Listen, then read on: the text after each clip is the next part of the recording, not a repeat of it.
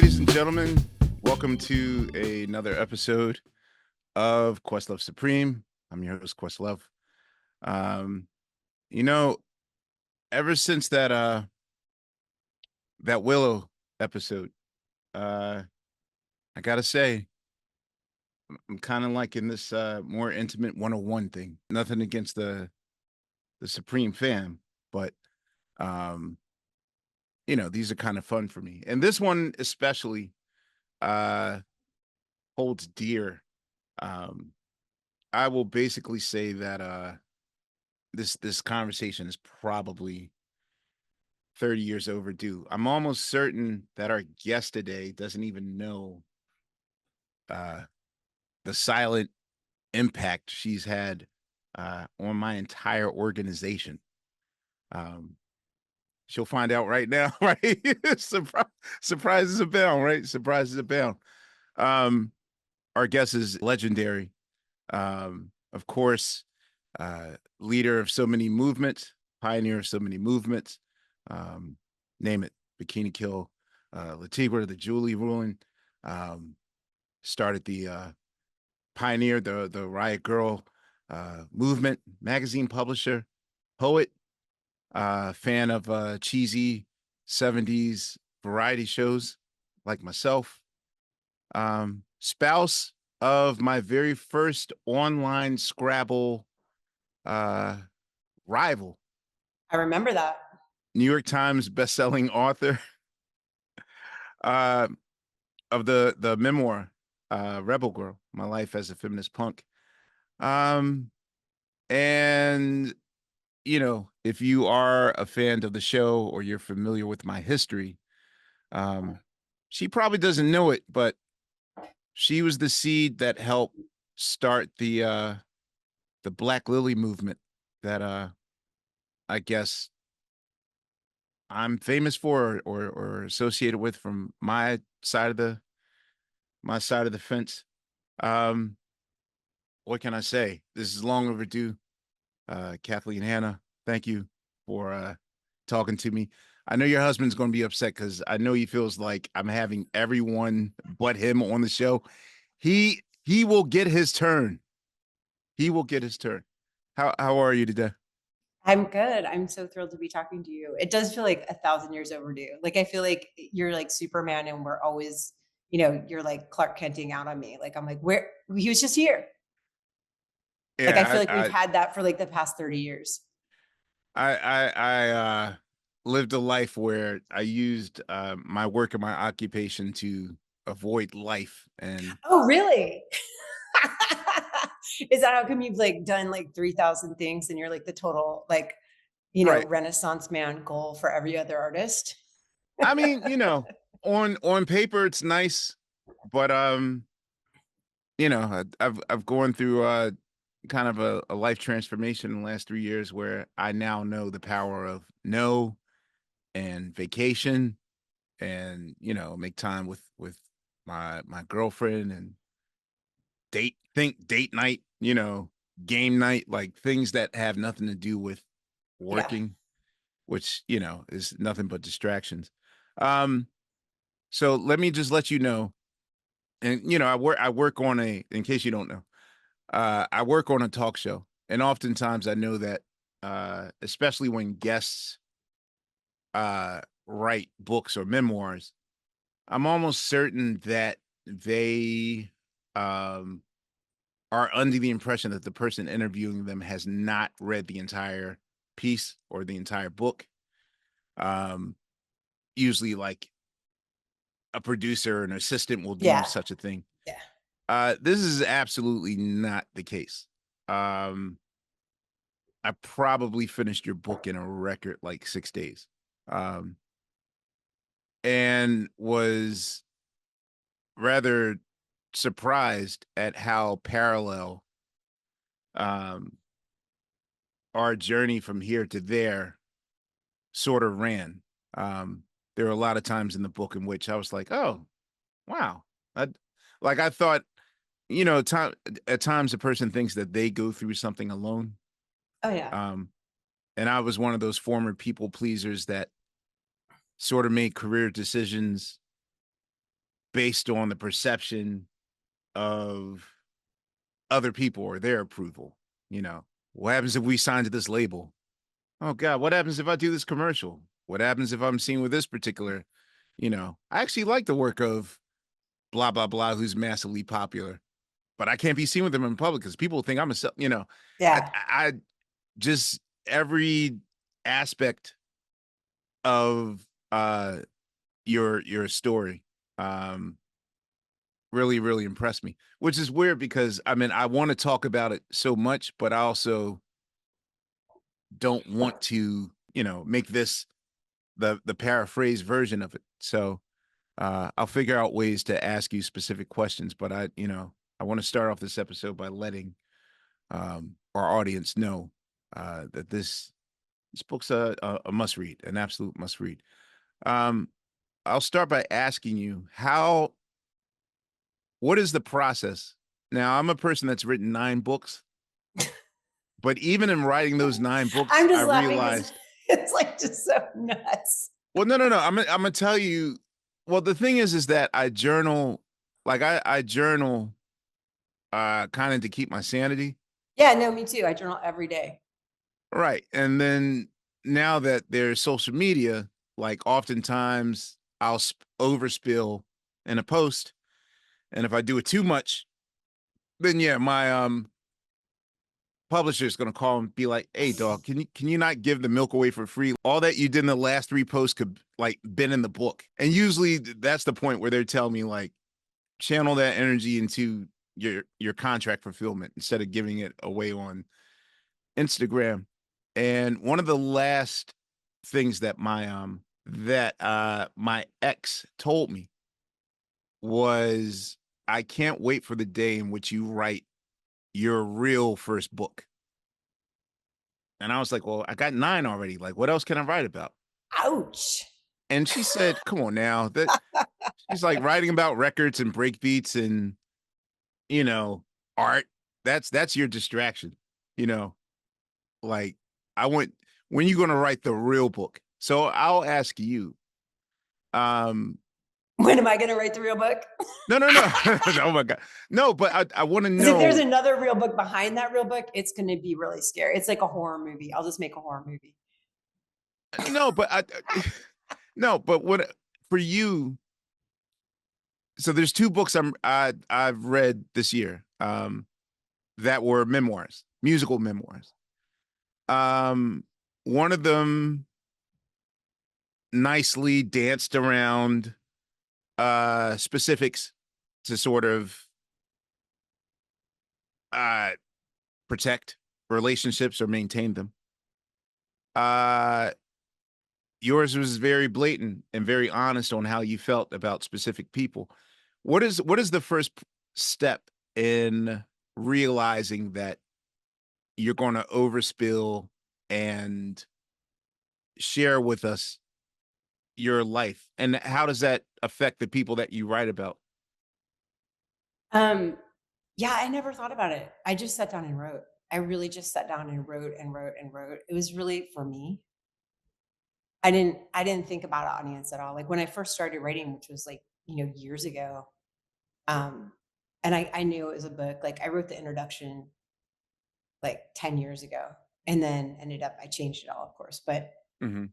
I was just sort of writing it a little bit and I didn't have a publisher or whatever. And then finally I was like, I just need to do this to get to the next stage of my life. You know how like there's different like things that you've made that you're known by. Like, people walk up to you on the street and they're like, this is the thing. And it's annoying because you're like, I don't want to talk about that. Actually, my real love is directing, or my real love is, you know what I mean? It's like you get known as, if you're in a commercial and someone's like, you Right. were in that VW commercial for the rest of your life.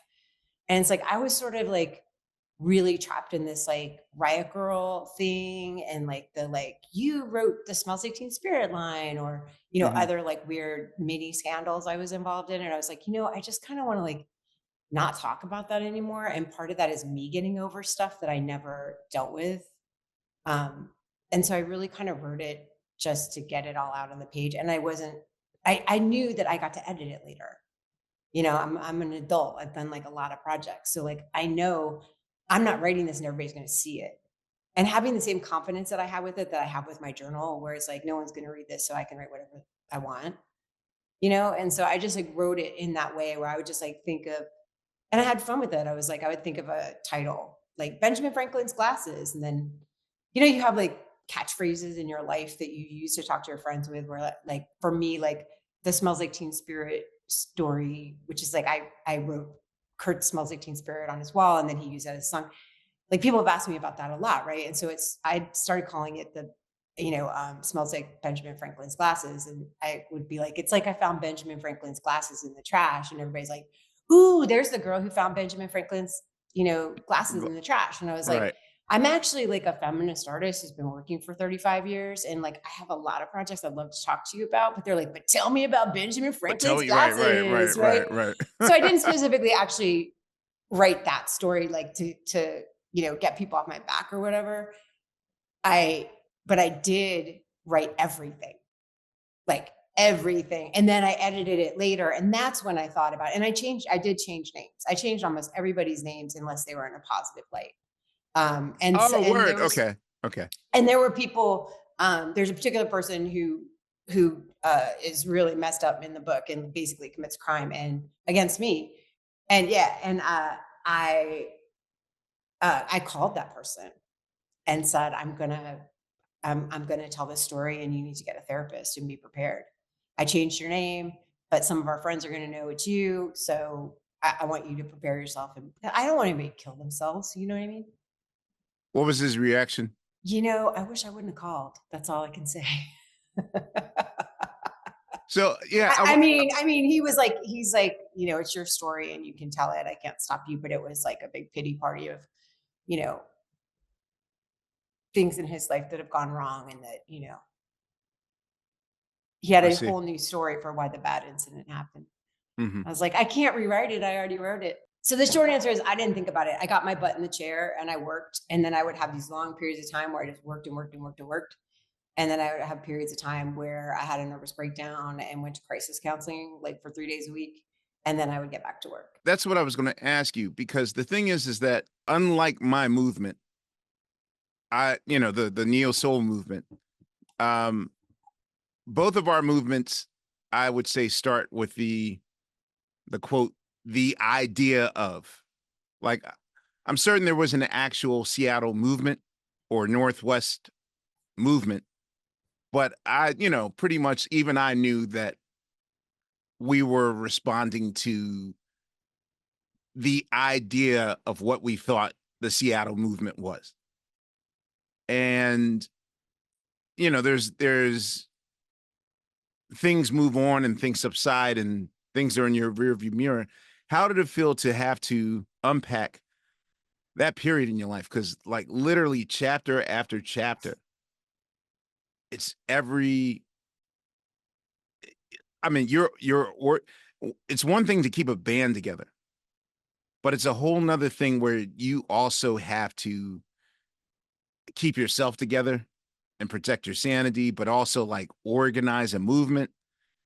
And I'll say the main difference between you and I, luckily, because of the development of the internet, for me at least, 98, 99, I thought I was all unique, like the only person in music who allows his supporters and his fan base to curse him out or criticize him or say whatever the fuck they want to.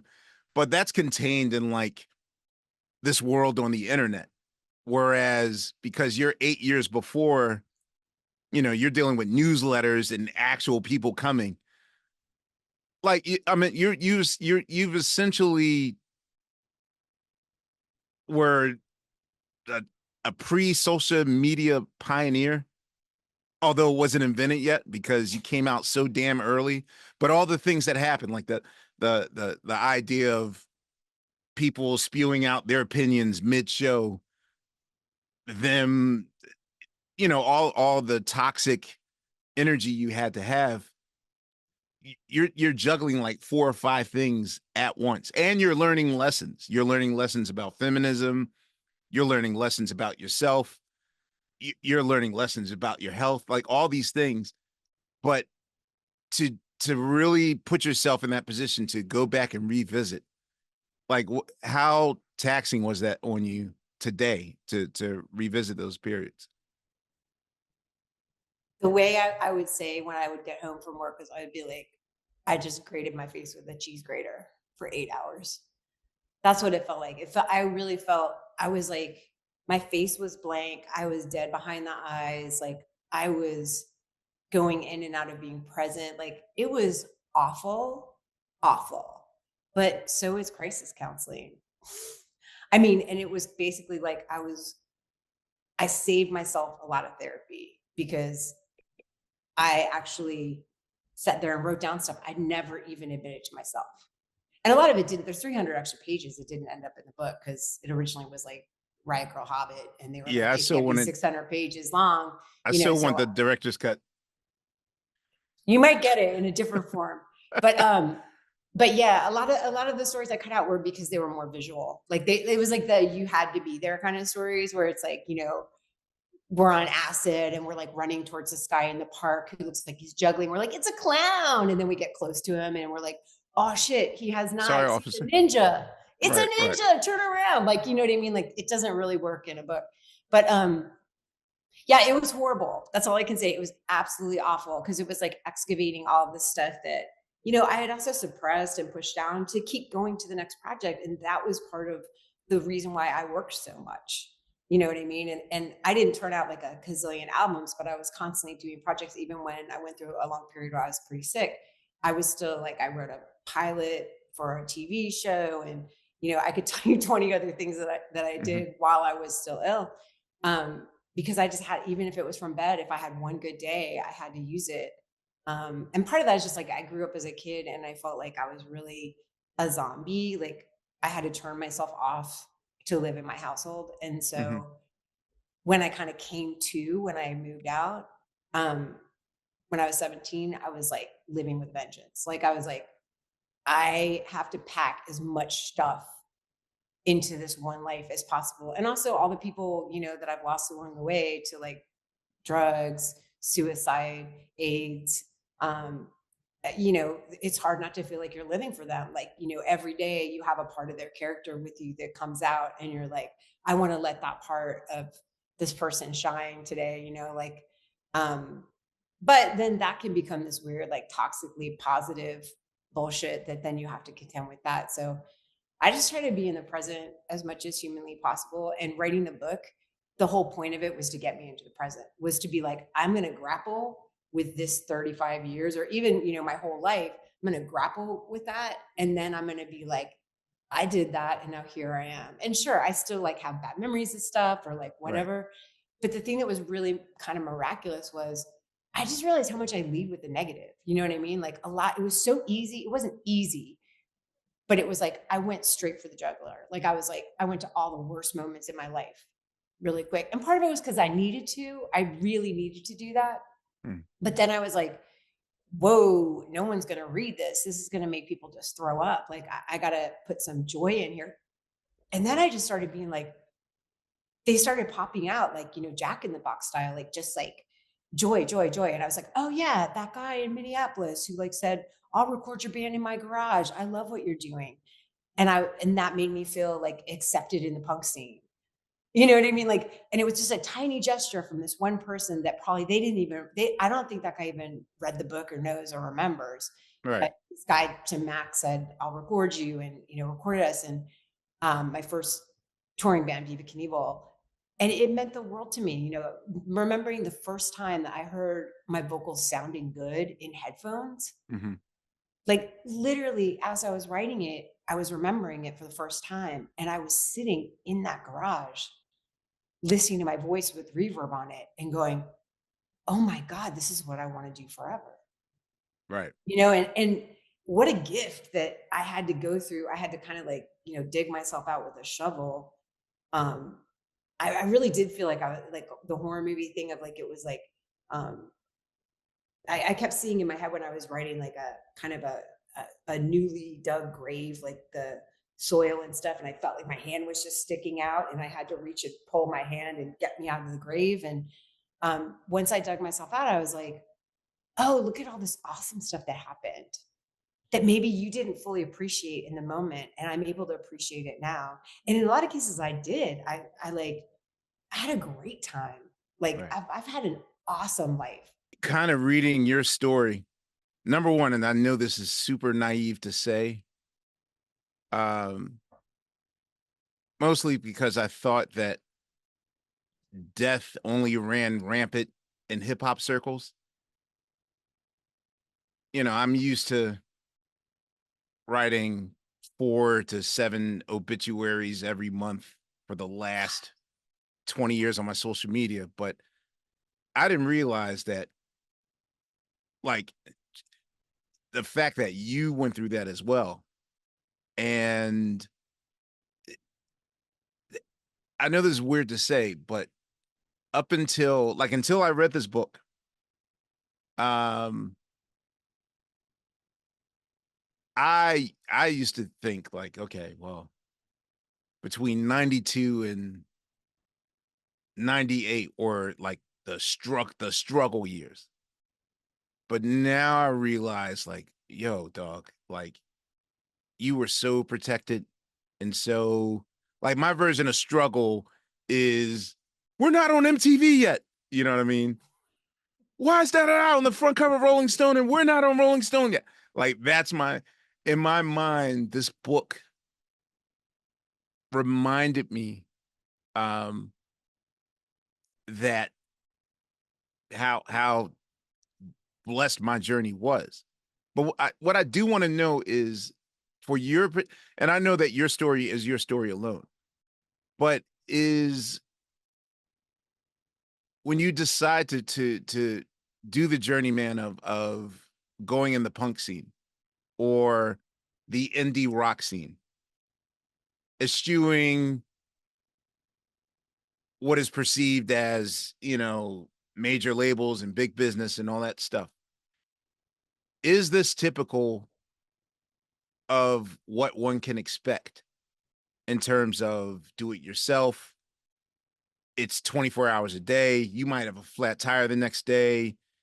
You don't know whose couch you're going to sleep on next week. You might have bubble gum for dinner. Like, is that still the modus operandi now in 2024 or did you pioneer it so well that now life is easier for those who are sort of in the space? You know, I think it's changed in that I don't really know because I'm not 20 right now, so I have no idea. Right. We do have really amazing opening bands that have been playing for us on tour, and they'll sleep on people's couches. I mean, usually they'll sleep in like a Holiday Inn Express or La Quinta, but or like Which would have on been somebody's. 5-star to us Yeah, yeah, yeah. in the Yeah, because 90s. they were like a name brand. So you Right. could trust the towels. But no, it's like they'll sleep on to them, I think it's different. And it's not every single band, but like this one amazing band, Sweeping Promises, we were touring with. And it's like, I think it's also, post-COVID, whatever. People are really excited to see each other. And so right now at this moment, it's a different touring experience where it's like, oh, I'm so excited. I get to go to Kansas because I have these two people that I've been writing to on the internet that are going to be there, and we're going to hook up and hang out afterwards. I don't think, and I also think young bands are they're still struggling, but they're struggling in different ways. I think they struggle with the amount of stuff they have to extra unpaid labor of content production on the Mhm. web that they have to do. That like I'm lucky that I don't have to. I mean, I have to do because I have a business and stuff, but like I'm just not that interested in that. And like I try to figure out. I've actually learned from the younger generation, like the way younger generation, where they're like, you can't call me after business hours. You can't, and I'm like, They have at first I was boundaries. like, yeah, I was like, exactly. I was like, how dare you have boundaries? I have 18 jobs on different index cards and I look up every day and be which one would be funnest to work on today. And I do that, but then I do like the, crappy business financial part at the end of the day. And then I was like, no, that's awesome. I should have weekends free. It's so hard for me to be like, I'm going to have weekends free. But now that the book's done, I have to protect my weekends, Oh, and dude. I have to say 5 o'clock, that's it. sometimes it ends up being 7 o'clock, but I try to say 5 o'clock, that's it. And then I try to leave it.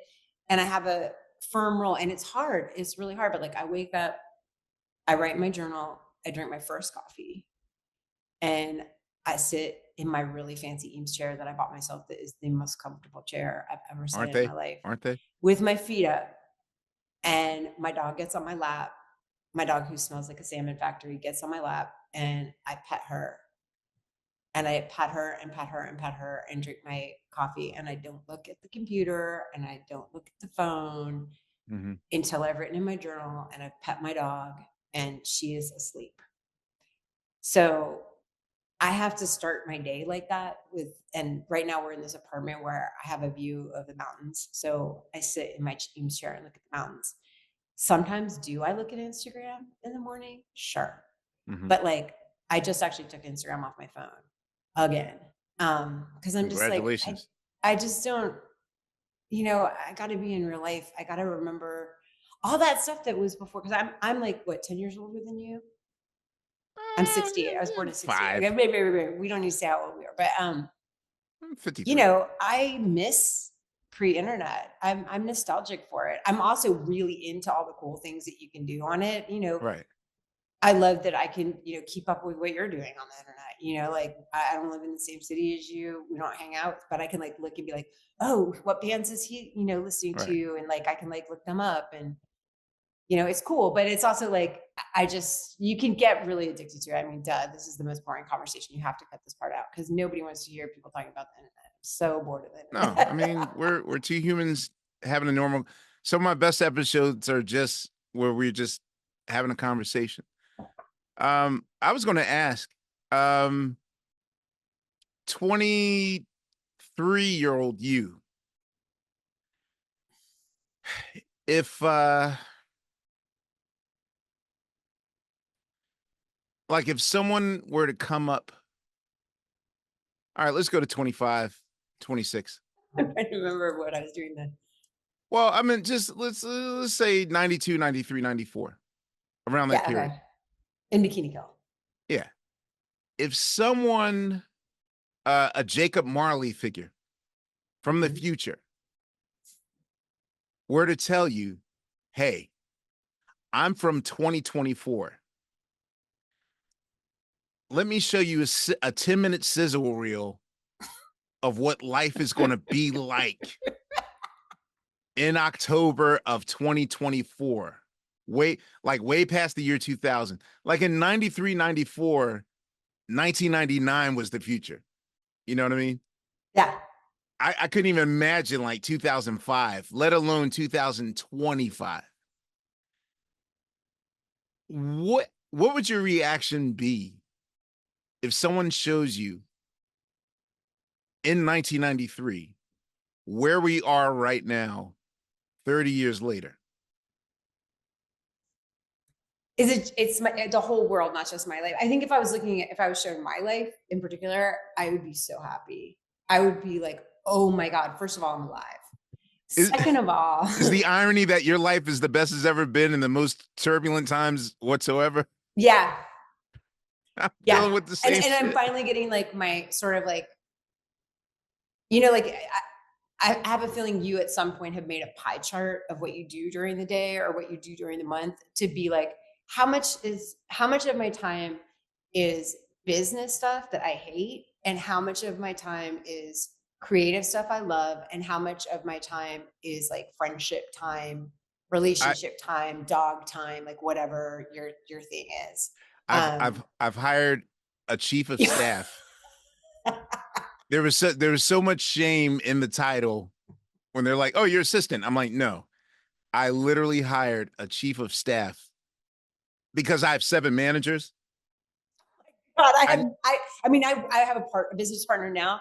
My bands have never had a manager. We had a manager for like 15 minutes in Lake Tigre. You were the manager. I mean, you did everything. Kind of. Well, we split it up. I don't do all the work, but my band split up all of the work. And it's like, we have a to-do list and we each rip it off into 3 parts. Like, I didn't have a manager until a year and a half ago. And it's like more of a business partner. Yeah. Who's amazing and I absolutely adore her. And I couldn't be doing the stuff I'm doing right now and have finished the book and done the book tour without her at all. But like, it took me to age 55 to set that up. Like, that's how behind the times I am. 52. We talked about boundaries, and I do feel pathetic that, like, yes, even for date night, for movie night, for hanging with my friends night, like, everyone has to ask, "Hey, Amir, can you come by the studio?" No. Let me ask my mommy first, which is basically asking, my person, show me the pie chart. Like, where can we fit this in? Like, Yeah. but I'm also dead serious about, like, boundaries, and the amount of no's I've given this year is the most no's I've ever given in my life. I did a year of no around 92 when Bikini Kill first started getting all of this attention. And I was Right. like, I had this extreme guilt because I was like, from this kind of tight knit feminist community. And the whole idea is no, anti hierarchy, and also in the punk scene, anti hierarchy. And I worked behind the scenes like long before I was ever in a band. Like, I didn't see myself, I wanted to be a singer, but I didn't really think it was possible that I'd Right. be in a band, because I just always dated people in bands or was best friends with people in bands, but it just didn't seem possible. And so I was always like setting up shows and doing stuff at, the rape relief shelter, and doing, art shows, and, renting out random warehouses and doing projects. And then when I started doing them, it just, rolled and rolled and rolled and kept going. And then all of a sudden I was the front person and I was the lead who was in the spotlight. And that was very uncomfortable for But me. I was And going to ask, were your no's based on the fear of getting the attention and being obviously everyone was looking for a Ronald McDonald or a figurehead to peg, like, leader yeah, of the movement, yeah, and that yeah. And comes like, with imposter syndrome and all that stuff. And and all that stuff. And if like you, it's like I've had friends who got fame really quick and didn't have, the counseling and stuff, didn't have a team of therapists with them, and right, ended up, leaving this earth way too soon. And so exactly. I had all these cautionary tales that was like, don't go down that road because you're going to die. Like, I literally was like, if you get famous, you die. Like, that's what I thought. Or like, people are always like sneaking around the corner trying to get you. And I was like, I can't live that life and be in community. It also took me out of community. It Mhm. made me a star, so that then I started to feel unwelcome in my community, because they're like, oh, you think you're so great, you're so conceited. Like, I had some girl walk up to me in a grocery store, and I was like on my period carrying a thing of ice milk, like Neapolitan ice milk. You know how beautiful Neapolitan ice milk looks? The I'm like chocolate carrying and it, and I right. had a bag of JoJo's. Do you remember those from the Pacific Northwest? They're like No, really big French fries, and they're covered in like shake and bake material. And you could get them at like Safeway. So I had my JoJo's, my tampons, my Neapolitan ice cream, and I'm walking in Safeway, and it's about 92, like the time period we're talking about. And some punk girl walks up to me and she's like, you're ruining the punk scene. You think you're so great, blah, blah, blah. And I'm like having cramps, and I'm carrying like the embarrassing assortment of items. And I'm just like, really, right now?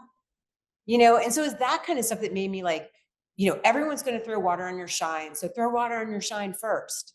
Like, someone's going to punch you in the face. So punch yourself in the face first. Like, I don't know what the hell I was thinking. So I pulled back and I was like, I'm just going to do community stuff. I was like putting on, benefits for harm reduction and like doing all this behind the scenes stuff. I was answering all my mail, as I always did, to these kids who were writing, and they're like, I'm going to kill myself because I just came out to my family and I was rejected. Or, a lot of people who had rape and domestic violence, stuff going on in their lives. And like, I just put my nose down and did that work.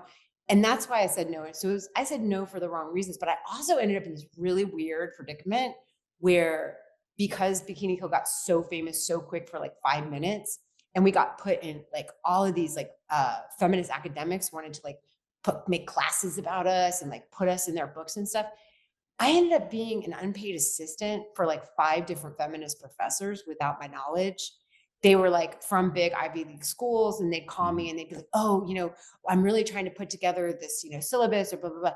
And I'm like handing you're doing the them, research. I was doing all this research for them and stuff, thinking Yeah. I'm a part of feminist community. And then one day I was like, wait, they're getting paid. And they also have an assistant or a TA who's getting paid.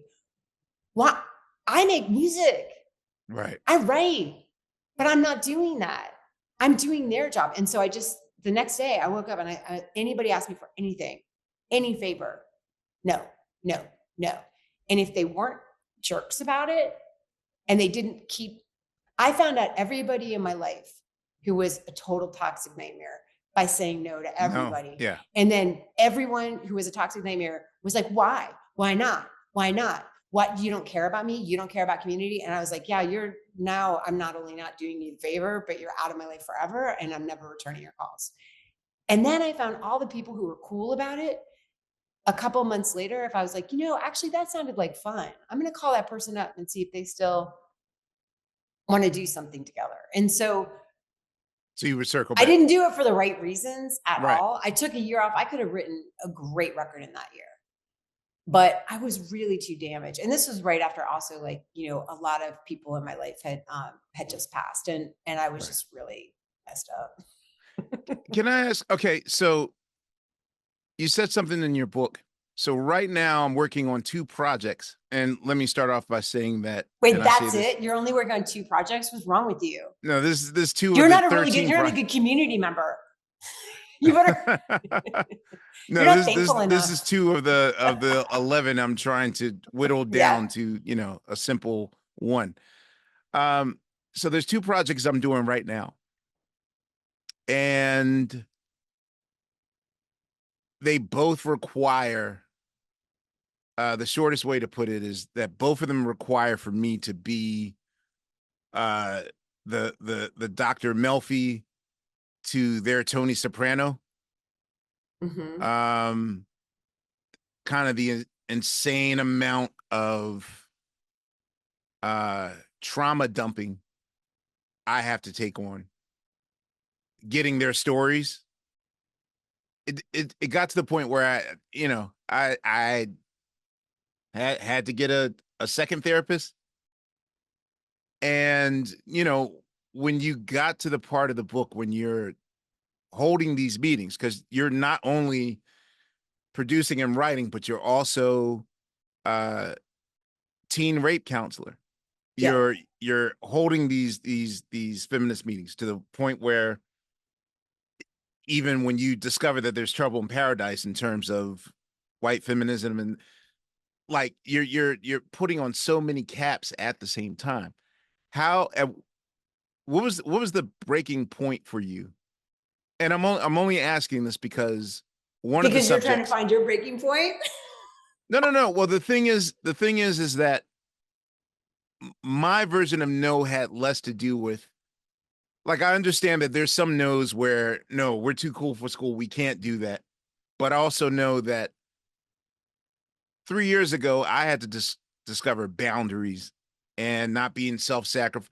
I thought being self-sacrificing was like, oh, that Ahmir, he always works so hard. That I got tired of being that person, you know, the self-sacrificing person, never thinking of myself. Now, in one of these particular projects, the subject is similar to our story in terms of like leading a movement uh and sacrificing and sacrificing and sacrificing. And what winds up happening is at the root of this particular person's story, sort of lies an undealt with trauma with his parents.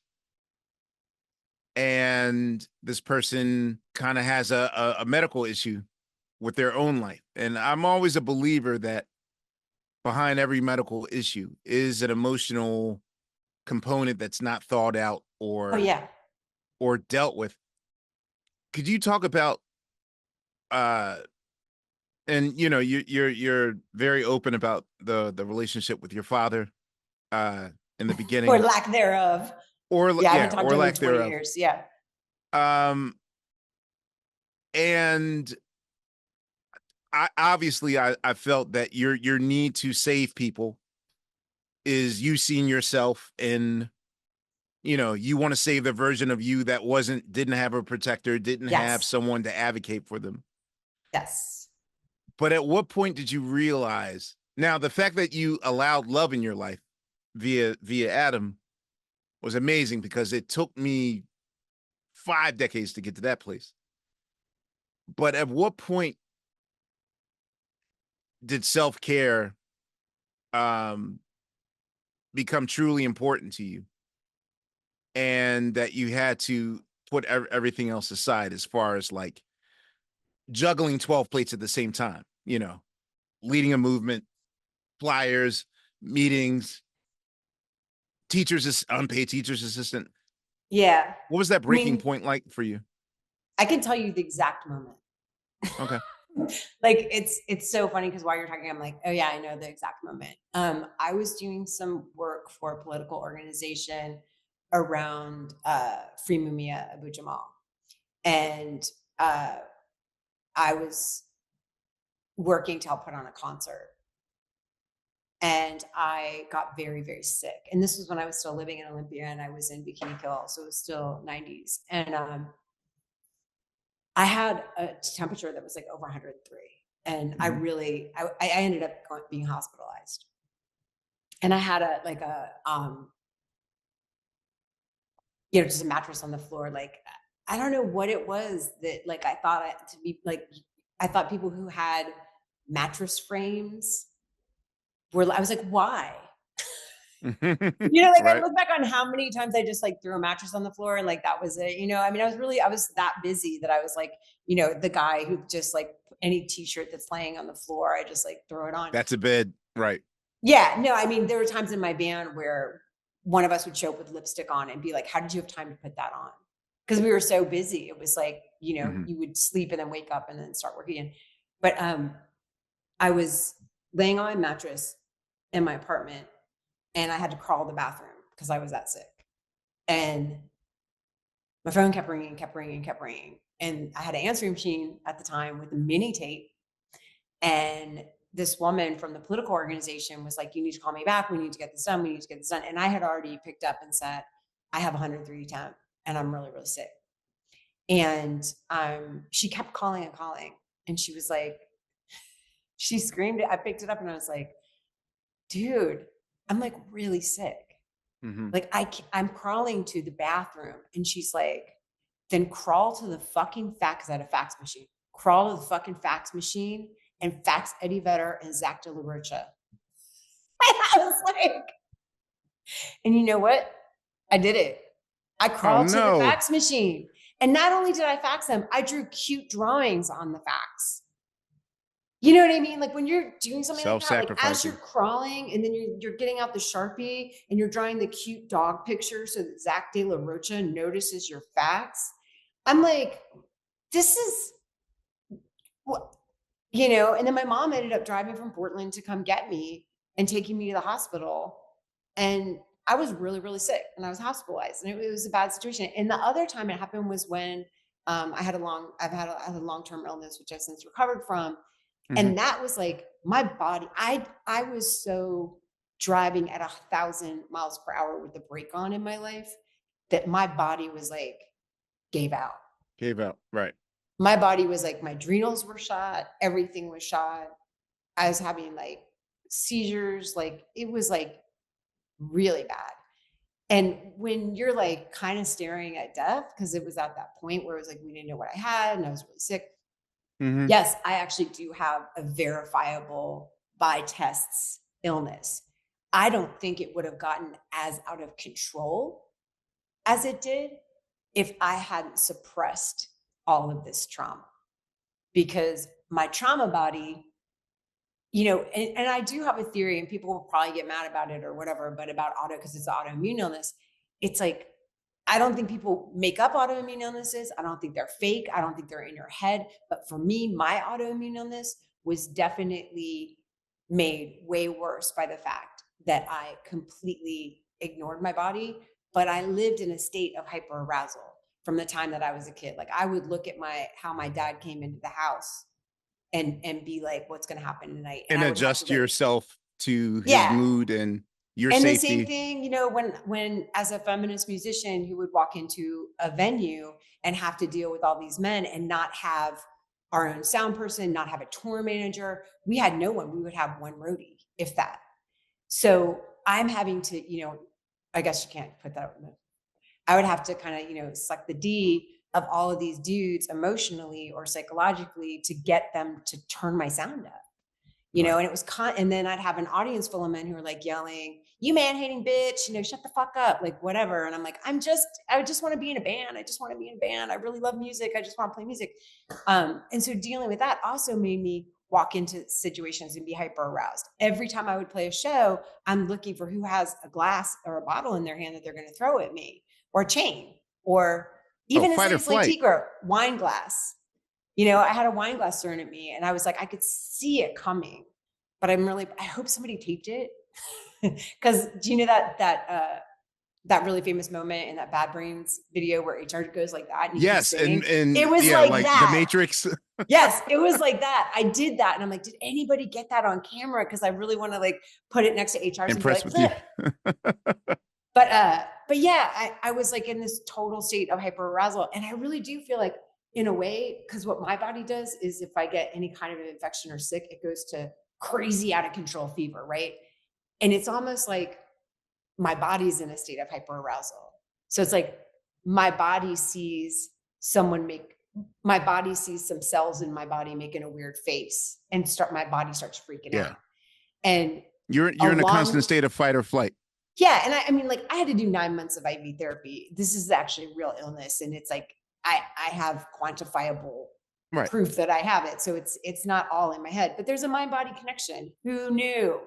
You know, I've been living above my head for so long, you know, to avoid the trauma that is like residual, like left over in my body. And something I have to say to you, my friend, because while you were talking, I thought of this, and I don't mean to psychoanalyze you, but I'm going to do it fucking anyway, because anybody who says I don't mean to psychoanalyze you is about to psychoanalyze you. I think it's really interesting. You can cut this out, but like, I think it's really interesting that when we started talking, you talked about your girlfriend saying, when are you going to write the real book and be vulnerable about your own life? And then you've gotten involved with these 2 projects where, especially this one you're talking about, where someone has suppressed something that they need to deal with and they're trauma dumping on you. And I know that they're probably a super amazing person. And it's not, you're not saying that with anger or anything. It's like they're actually telling their lives. Oh no, this is people I love. Yeah. But these like are people I love. I think that that's really interesting, and that it's something I relate to because, you know, I wasn't getting help for the abuse that I'd suffered in my life. And it kind of went from my house to then, you know, being raped in high school and, you know, date rape. I mean, I don't know who wasn't date raped at some point in their lives, but you know, it's not a, you know, unique story, but it's like all of these different things happen. And then I have this job where I'm constantly sexually harassed and there's no HR. There's no HR in punk rock. Who am I going to call? You know what I mean? Like HR puff and stuff, like who's going to help me? No one's going to help me. And so it's like, I'm in a different work environment every day that's abusive. And I can't just be like, hey, can you move Bill's desk away from me? Because he keeps saying, if I don't tell him if I'm married or single, he won't give me the report, which is what was happening to me where I had monitor guys wouldn't plug in my monitor unless I told them what my status was in terms of men. Are you single? Is that, yeah. And I'm like, why does that, what does that have to do with my monitor situation? So I started bringing my own monitor and plugging it in myself. And these are extra things that people have to do who get treated poorly. And, you know, the other thing though, I have to look back and be like, because of the particular time period and place I grew up in with the 90s kind of pure punk purist aesthetic, which I now am very critical of. Because I think a lot of it is very classist and it's very like upper white middle class, like holier than thou. And there's a lot of cosplaying poor. Yeah, there's definitely a lot of cosplaying poor. And there's definitely like, you know, the Trustafarians at my school. Like there's just a lot of Trustafarians. Yeah. That's an amazing, oh God. Yeah. I've never heard, okay. But you know who I'm talking about. The white guy with dreadlocks on the subway at the Bedford stop who's singing Marley songs? There's a sketch on SNL called Ross Trent that Andy Samberg did about Rastafari, and yeah, I know many of those cats. So something happened that you're probably not even aware of. It's 95. So, and it's so weird at how our stories are intertwined. And I don't know if you know much about our backstory. So, we signed to DGC Geffen Yeah. in 93. So Geffen doesn't have a black department, a black music division. And in the craziest kind of 11th hour, 1 second left in the game, Hail Mary throw. Oh, I know this story. Right. They offer They gave you us a insane deal. amount of money. Yeah, they offered this deal, but really what they offered us, the money was unprecedented at the time. The most attractive part of this deal was the security part of it. And the security part was, if we made one album, we would have to make the second and third album. If we made the fourth album, we'd have to make the fourth and the fifth album. Like, we couldn't get dropped. Most like rap groups have to prove out the gate, you must have a hit single or else that's it. And so that's what attracted us. And so between the period of December and April of 94, we make this record. And when Kirk leaves us, that's a panic signal to my manager, who says, I think the honeymoon's over and we have to make something happen. So this is something straight out of a movie. We, like, think of the chase scene in Reservoir Dogs. We basically kind of stole our budget money out of the bank. That's how much they trusted us. They didn't have a staff yet. They were just like, here, take these cards and, give us receipts and bring us your album when you're finished. So we wind up moving in a panic move because we sense that their excitement of starting a black music department is going to drown out because 3 of their marquee artists are no longer in existence. And so we move to London and we fish out of water. We get a flat in London and we work out the gym. And it takes about a good year and a half before Geffen, kind of in a move that's sort of like they lost their keys. Like, wait, what? Hey, where's the, like, literally it's like a year and a half later before they realize, like, where the fuck are the roots? And right before they're in London. Right. And literally right before panic hits, we're like, look at all the press we got. Like, we did this all on our own. And they were like, oh, you guys did all this? It's like, yeah, we got our own agent and we got our own tour bus and we got our own apartment and that's all. We were like the black hip hop version of the Commitments. I don't know if you remember that movie. Yeah, literally any Wait, pub. So were you working out the material for the album live before you recorded it, or were you doing it simultaneously? I mean, because we started off busking on the streets, we kind of knew the songs that were going to wind up on the album. Yeah. But we had made the album.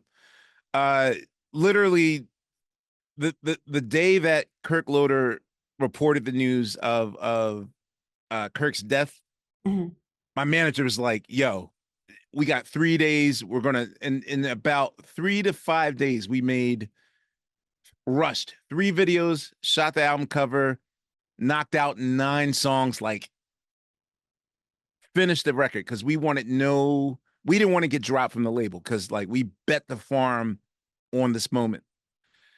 And they were impressed enough. And sure enough, as he predicted, they dropped the other 18 acts, but they were like, well, the Roots already completed their record, so keep them. So, wow.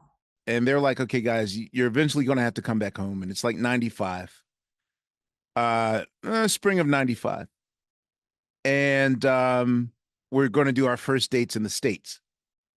Now we start off in the West Coast. Start off in LA, go to San Francisco, work our way to Portland, and fourth stop is Seattle and then Vancouver. And after our Seattle show, like, in every band's history or their folklore, there's that one like crazy person that they meet, like their version of Large Marge from Pee Wee Herman, like someone just shifting. My manager gets on the bus the day that we leave for Vancouver. He's like, yo, man, I met the most craziest, interesting. And he goes on and on and on and on about he saw someone at after, like we would do a show and then, we had critical buzz. So a lot of, our Seattle, like people are there to see us. And he gets invited to an after party where the other Seattle luminaries are. And he talks to you for about 2 hours and you tell him the whole story of and this is 95. So everything that you've organized and whatever. And he was like, we got to do the same. Like, it's like he wrote whatever you told him. He's like, yo, it's like there needs to be a feminist movement. And I was like, huh? Like we're trying to get on MTV. Like, why do we have to start a movement? He's like, no, man. It's like you got to come out, think outside the box. Like, and I was like, what? We're a rap group. Like, there's no women in our like. I could not fathom. Like, okay, so we're going to be a feminist band now. Like, how does that work in hip hop? Like, even I was drinking the Kool-Aid of what hip hop was supposed to be and all that stuff. And, I'm thinking of self-preservation. And he never lost that legal pad. Like, he wrote like a maniac everything you said. And sure enough, starting in 97, the second time I had an interaction with you, the two commonalities of it, the thing that impressed him the most was that you had a plan, you executed the plan, and at both events, you famously cussed out a figurehead rival of yours that we won't mention her name. At both events, the first night he met you, and then the second time I met you was our last day with touring with the Beasty Boys. And it's this outdoor thing, and it wasn't Bumper Shoot, it wasn't the Gorge. It was basically the Beastie Boys, Bad Brains, the Roots, Far Side. Yeah, that was the night when I didn't cuss out, but I basically told them what Ricky Powell was doing behind their backs. Yo, when I got to that and he part, disappeared from their lives. Dog, I literally you made, and I saw you independent of, and Rich was like, you remember what? You remember from Seattle? Well, we used to talk on the phone. Rich and I used to talk on the phone. We were like phone friends. I don't remember the legal pad or the first time we met or anything. I just remember that we were because he would hang up and literally just. And I didn't know if he liked me. Like, I thought he might like me, but it was like around the time when I was meeting Adam. I know he didn't like me, but I was kind of like, does he like me? Like, because and then I was like, oh no, this is just a friendship. Rich, I'm sorry. I'm also sorry for your loss, but he was great, and we had such amazing phone conversations. And you gave us a blueprint, and so. I remember just telling him record stores in Portland. I was like, I hope they went to that one record store.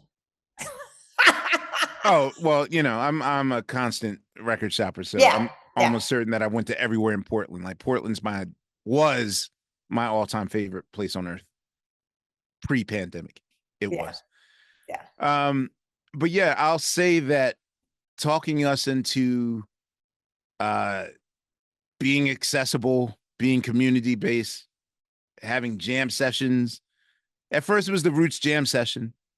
And sure enough, whenever uh the ladies in our circle wanted to get on the mic, then it was like they would complain that, you guys are hogging up everything and we don't have our like where's our agency? Like we and then we morphed it into what we now know as Black Lily, which of course uh was kind of the impetus of the spark that finally by our fourth album had caught on and started a movement. But I never ever got to like thank you for kind of You're planting welcome. I that mean, seed. And I, I was I un- had no, I wasn't I had no aware or idea. not I aware had if no you. idea. I had no idea. Yeah, I was like I I bet didn't you any even think amount you of knew money who I that. was. I was like, can I get on Quest podcast? I was like, I feel like, I mean, we run into each other. Like he came to my movie thing. Like, I think he's aware of me, but you just know so many people that I was like, we have friends in common. I was like, maybe if you say I'm married to Ad Rock, I was like, but No, yeah, the even when fact I saw you and that Adam you're together, aware. Yeah. even when I saw you add together, like the various times I run into you guys, I didn't want to freak you out because I was like, yo, dog, she doesn't even know. She was like, and sometimes I don't know these things. Like people will tell me things like, you don't even realize that the time you blah, blah, blah, blah, blah back in 98. Like now that's the part of my life that I'm getting where uh people from this college that apparently I did something for that, you gave me, there was one person that said, I don't know. I guess for a senior paper, I talked to him for 3 hours and that wound up not only getting him an A, but that got him like hired at Lucasfilm, like stuff that Yeah. Yeah. you're not Yeah. aware of the Yeah. residual effect. So I wanted to save this platform. No, I was highly aware of who you were and followed you throughout the years. Like literally you're the first, and I don't mean character in a reductive way, but when we're arriving in Seattle after living in Europe in a John Travolta boy in a plastic bubble way, Oh like God. isolated. Like I didn't meet a Wu-Tang member until 1999. Like we were very much hip hop, but we were just separated from what was happening between 93 and 99 because we were living in Europe and on other tours that weren't hip hop related. And so um yeah, and finally using your blueprint in terms of organizing a movement was how we finally like broke through to the other side. So, Oh, you that's know, so cool. you can add that feather to your cap. Well, I hope it didn't cause the problems that it did for me, because I definitely took on too much, Well, and having to pull back. And like, I've never listened to critics. Like, I know you're somebody who like follows what critics say and like, album sales, and like, I feel really lucky that that was just never. I came at music making from as an art practice, like from my other art forms. So mhm. I had this real thing of like, not protecting my creativity, but I feel very lucky. Like, with one of the first questions you asked was like, how did you write this book? And like, what about the people in it? And like, were you worried how people are going to react? And it's like, I didn't think about it. And like, there's definitely been one album that I made that I was thinking about that, and it was not good. And almost everything else, I've just been like, I'm just making the thing I want to make. Like there's something that I want to hear, or there's something I want to read that isn't being written. And you're right. A lot of it ended up being, I was writing to me when I was 15, Mhm. as if I was the adult who was saying the things that I needed to hear, or I was saying the things that I needed to hear that would validate that I wasn't insane. You know what I mean? That like, actually the world's crazy and you're kind of okay.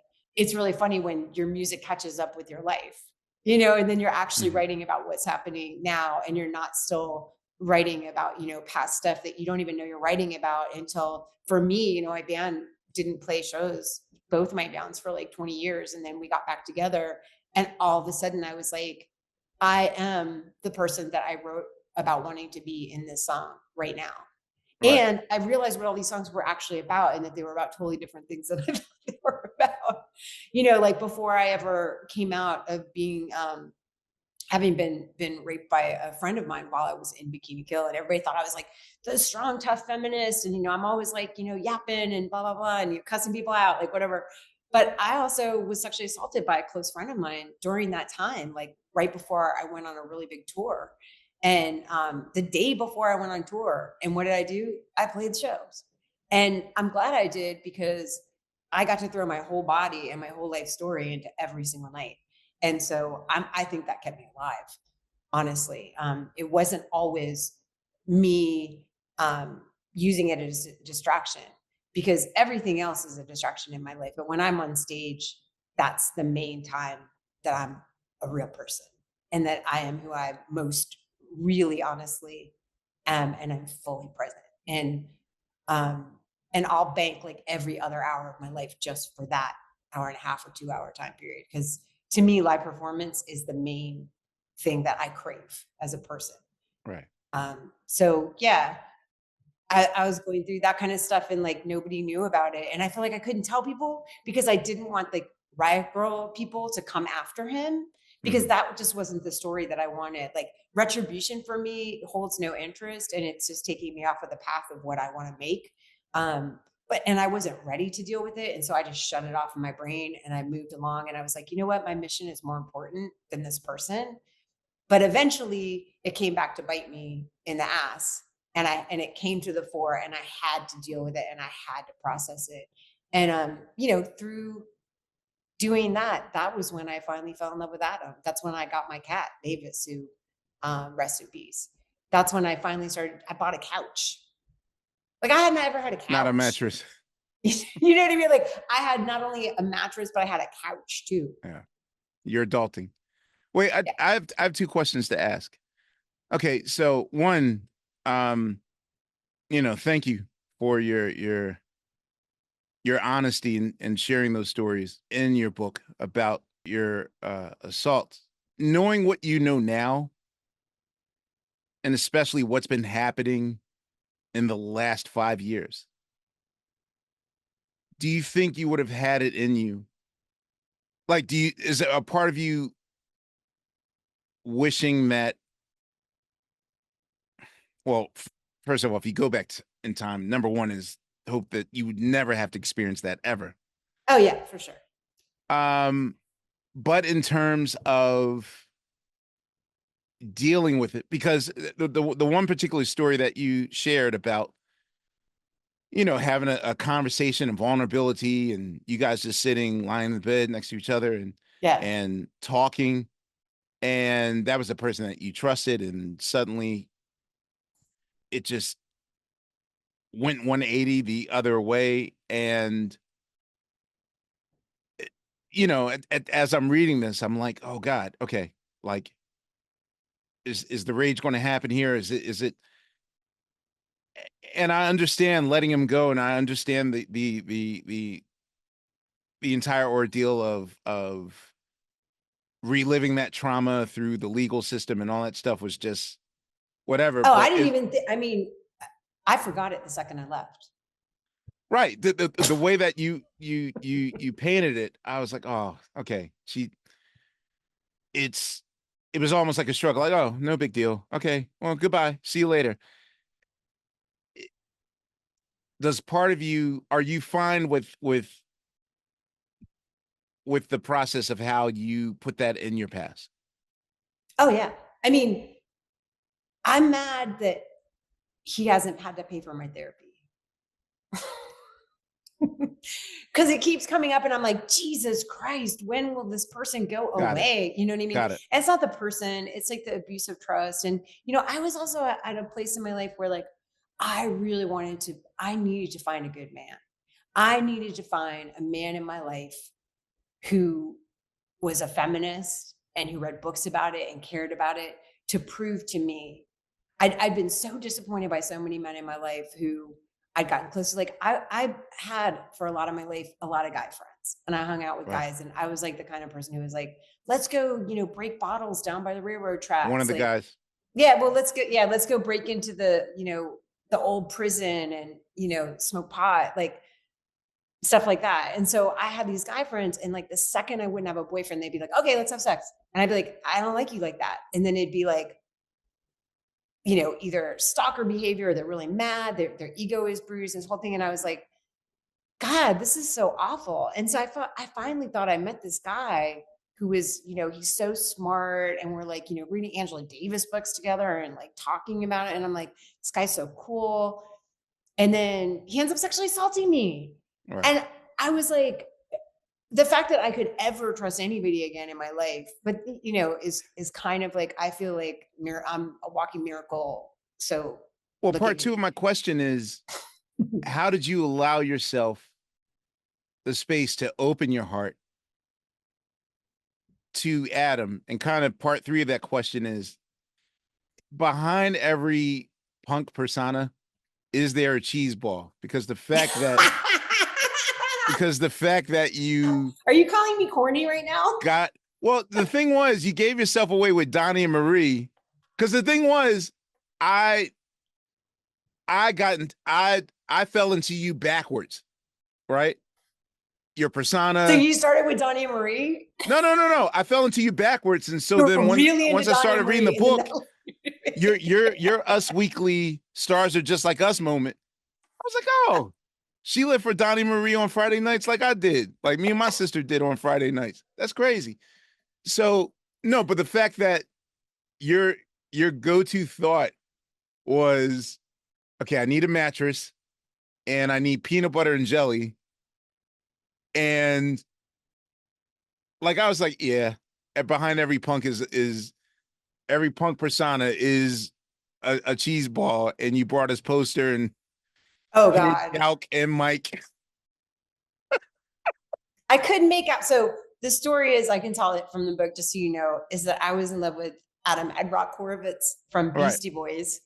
And it was pre-internet, so I couldn't just look up a picture of him to drool over. You had to get back when we were apart, because he lived in LA and New York, and I lived in Olympia, Washington. And so I went to the Sam Goody at the mall. I couldn't go to the cool. And I hate store. the shade you threw on Sam Goody, by the way. Like, I shopped at Sam Goody's. Well, you're from Philly. Did they have Waxy Maxis? No, because the first single I ever bought was Pop Music by M at Waxy Maxi. And I always loved that name. I was like, if I ever start a record store, I'm gonna name it Waxy Maxis. But anyways, I went to like Sam Goody at the mall because I was like, nobody will recognize me. It was like the punk, like in, you know, nose and glasses sneaking into Sam Goody instead of the independent store. And they had on. Yeah. And they had, I was like, nobody will see me at the mall. Cause like, it's a small town. Like seriously, anytime I was like, you know, had a relationship with somebody, everybody knew because we all lived in the same apartment building.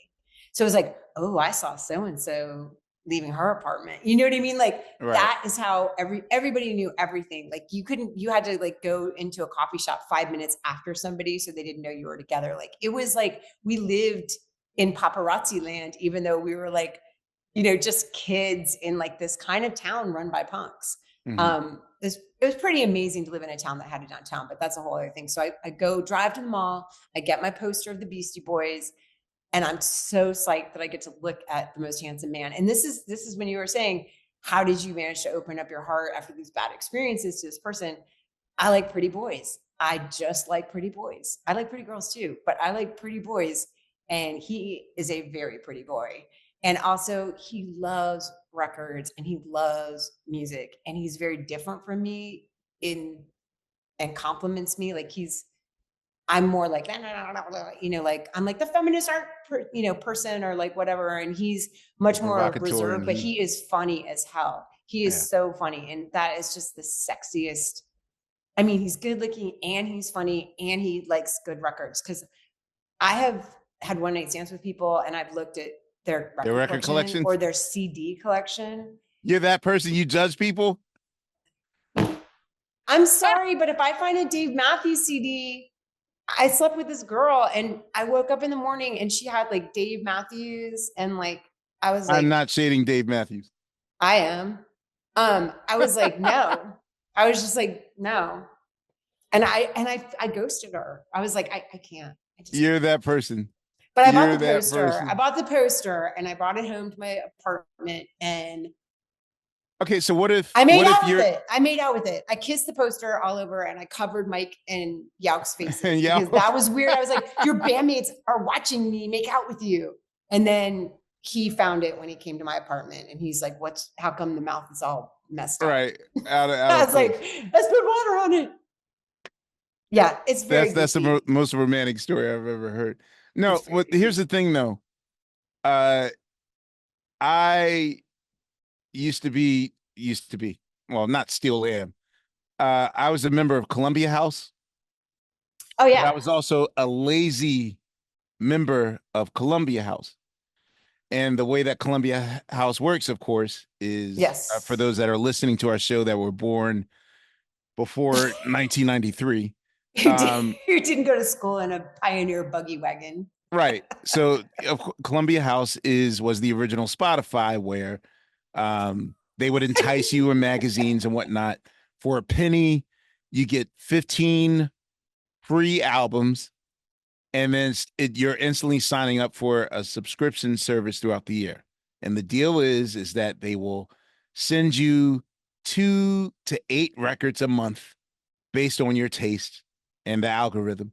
And if you like the records that you're getting, then they just charge you and keep on charging you. If you don't like it, you can return it. But they're kind of banking on you forgetting to return it. And so as a result, which the lazy part comes into play, um, because I checked off I like all types of music. Um, I will say that, Matheny. a big part of my I won't say cheesy, a big part of my you eyebrow raising judging me for my record collection stems from all the records I didn't return from Columbia House, and I would just force myself to listen. I think between like 12. Wait a minute. I don't believe that for a minute. All right, spew right now. 5 records between 12 and 17 that you owned that you wouldn't want any of your friends to know that you listened to. There And really tell the aren't truth. any. No, Tell the there aren't truth. any. Tell the truth. It's all before that. Because I mean, by the time If you watch Donnie Marie, okay, I well, like, know. but I'm proud of my Olivia Newton-John thing. So I But had that this wasn't record, corny. Totally Hot. Wait, Totally But Hot? I was going to say Totally Hot, Totally Hot. Xanadu, or like which Totally era? Hot. Well, Totally yeah, Hot. we all fell for Totally Hot. I literally carried it to camp without the vinyl in it, so the vinyl didn't get hurt. I just carried and I slept with it under my pillow. First fist fight I got into with Mark Rapp in the 3rd grade. The way that I could get under his skin was okay. This is like in the video game era where you could write out something longer than 3 initials if you get the high score. Oh yeah. Because I always were an ass. Right. But there was one particular game that let you have like 20 characters. And the surefire way to get under Mark's skin was to write Olivia sucks. I mean, I would spell it out, and he's like, if you press enter, I swear, Ahmir, bing, and run my, like, that was daily. But yeah, for Christmas, I remember, yeah, she had like a commercial campaign with the black leather jacket and all that shit. It was like Sandy from Grease continued. Right, exactly, in the same outfit. So yeah, It was so good. It was so good. I felt, had a fanzine called Destination Olivia, and it was actually, and then we had a party around it to celebrate its launch, and it was a Joan Jett versus Olivia Newton-John party. And you had to joined it, or you made the fanzine? I made the fanzine called Destination Olivia, and then a bunch of girls in my town were like, "We're going to throw this party that is Joan Jett versus Olivia," and so everybody dressed as either Joan or Olivia. So you're basically it was so, and a lot of people wore lingerie for no reason. You're the Anna Wintour of music fanzines, because not until I've met the Beastie Boys. Like the Beastie Boys taught me everything I know that I still utilize now in my career. Even with me creating OK Player and being on the internet, like everything that I implement now is from those 2 months of touring with those guys. Especially with, getting Grand Royal. Probably like one of my prized possessions is that I have 10 copies of every Grand Royal ever published somewhere in my storage unit. But for you, like, talk about the publisher in you, like you putting these fanzines together, you putting, and I don't mean high school, I'm talking about even in your career.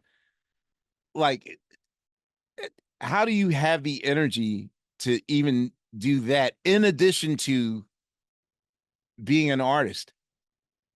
I mean, when you're in your 20s, it's not that big of a deal. Like, and when you live in a small town, there was nothing going on. Like, we were bored kids. And we were really lucky that at the time heroin wasn't around. So yeah, we drank 40s, but like, and I may have drank too many 40s a few many times, but it was like something to do. So I was just like, I was also like really stressed out a lot about stuff. And when you first become a feminist, or you first become conscious about just like marginalization and oppression and stuff like that, everywhere you look, Mm-hmm. talk for myself, everywhere I looked, I was like, there it is, there it is, there it is. I was like, oh my God, this movie is so messed up. Like, my mind was kind of exploding when I was in my 20s with like all the stuff I was learning about, like, oh wow, this is how this group of people is being treated, and this is like to keep these people down so that they're workers and they don't, and I was like, whoa, kind of freaking out. And so fanzines were a real outlet for me to write poetically about that stuff and to be creative about it, and to sort of like have it like go through the computer of my brain and then come out the other side as a way for me to talk about it. And also, I was, me and my sister were the first people in my family, like my mom and dad didn't go to college, so like we got to go to college, and I was like so thrilled. Like, I felt like I was so lucky I got to be there, and I didn't want to waste it. And so I had this real yearning to, like, the first time I read a Bell Hooks book, I wanted to share it with my mom, and it was like I wanted to share it with other people in my family. And so writing these fanzines was also a way that I could share the books I was reading in college. That back then there was no internet, so it was a way to put book lists. It was a way to talk about the issues that were coming up in books I was reading with other people who maybe weren't going to college, because the majority of the punk scene in Olympia weren't at Evergreen. Like, Evergreen, that was the college that was in my town that I went to, and that's why I moved there to Olympia, Washington, Evergreen State College. But most of the punks didn't go to that college. They were just like lived in the town. So it was like, Got it.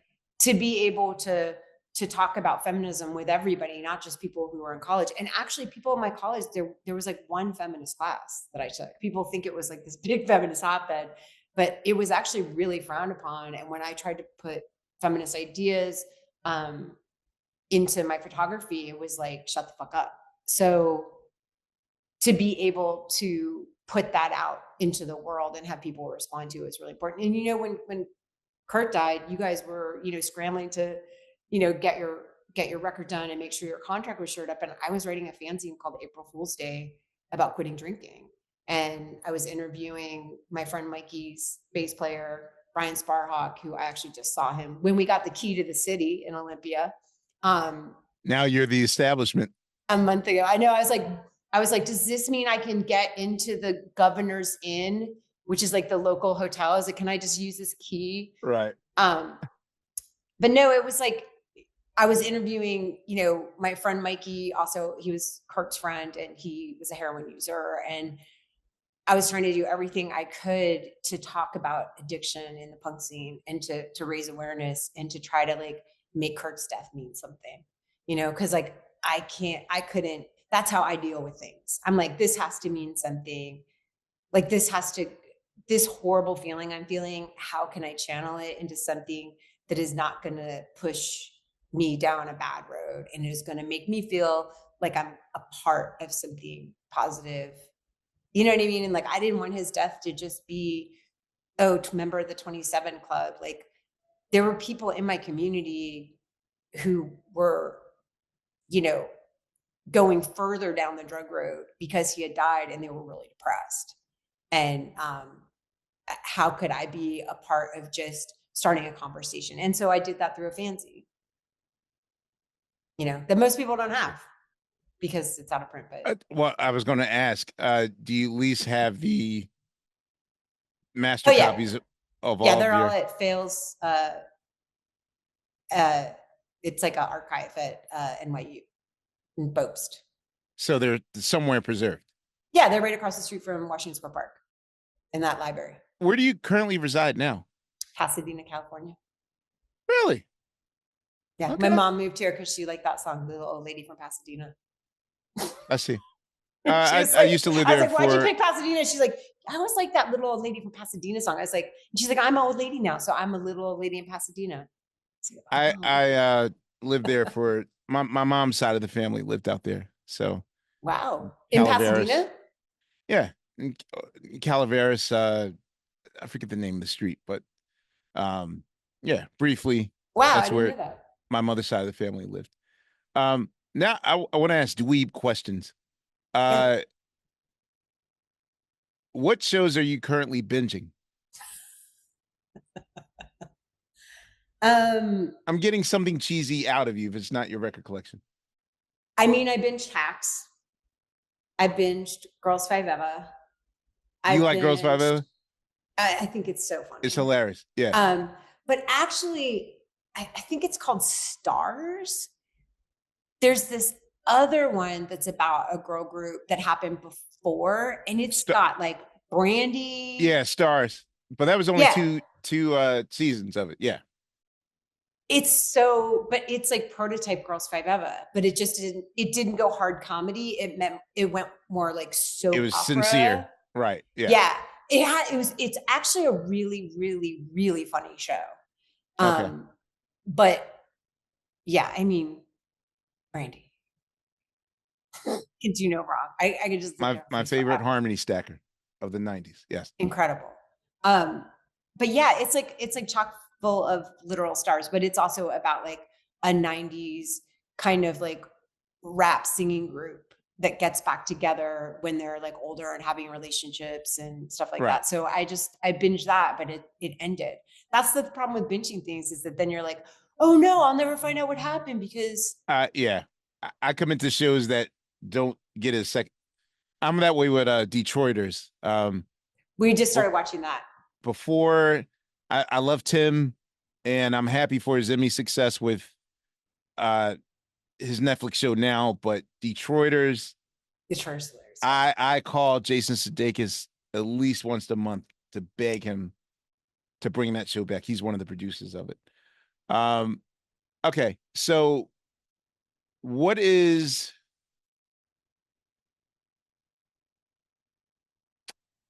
This is a couple's question. What is your ideal bedroom temperature? I learned in the pandemic that a couple must be equally yoked in agreement with how they want the bedroom temperature. 83. You're Africa hot? You and I are the same person? Yeah, 83. And Adam's fine with whatever, but my kid, because it runs on the same thing, our kid likes it to be freezing cold. He wants it to be 80 degrees. Yeah, I've probably some of the harshest arguments I've had in a relationship starts with the temperature. Are you going through menopause? Maybe that's it. I think I am. I obviously I am. I think I am. I will ask you how. Okay, are you a text, cold call, or FaceTime person? Text. Okay. Text and FaceTime. But I FaceTime my mom. Like only my mom and Adam. Do you ambush and I do FaceTime? Marco Polo. I do Marco Polo with my friends. Really just out of nowhere, like they're in the shower somewhere like inconvenient. Is that what is Marco Polo? Oh, so Marco Polo is where you leave a video. So like when Oh, it's convenient to me, it's like FaceTime, but it's like when it's convenient to me. So it's like me and my friend Jim or my friend Kathy, like we leave, and my friend Dusty, we leave like videos for each other on this thing called Marco Polo. So it's like I'll just be doing something and I'm backstage and I'm able to talk because I'm not on vocal rest. And this is like my 10 minutes of time that I can talk. So I'll like just be like, oh, here's where I am and here's what's going on. I miss you. What's going on in Alaska? Like whatever. And then when they feel like it, they leave me one back and then I get to check it and I will get these like new Marco Polos every day and I can check it at my convenience. I just did I an ad see. for Marco Polo, so I should get like $1 million. I didn't know Marco Polo. I thought you meant Marco Polo as in you just The ambush someone. Explorer. I thought you meant you Oh, just did I ambush mark like it call was a someone game? Like it was like at 3 in the morning. I thought yeah, that yeah, just, yeah. No, but that's the cool thing is that you can just leave the video at 3 in the morning if that's I when get it. you're feeling like doing it. Like I can't call my mom at 3 in the morning. Oh, I people, just show well, up at her people, house because she lives 5 blocks away. I literally don't FaceTime my mom anymore because I just walk over to her house. are you kidding? My mom will call me at any, like, she doesn't understand the word no, or I'm working, or I'm taping live right now. I'll call you after I'm done taping. Like, Is I'm she your sitting mother. just out of frame? Oh, absolutely. Like, you see her, her nostrils as she's like, she just got an iPhone. So yeah, that's that person. Yeah, I talk to my mom's crown molding a lot on FaceTime. I'm There like, you go. Mom, really, your crown molding looks really great. Yeah, that sounds about right. When's the last time you've been starstruck?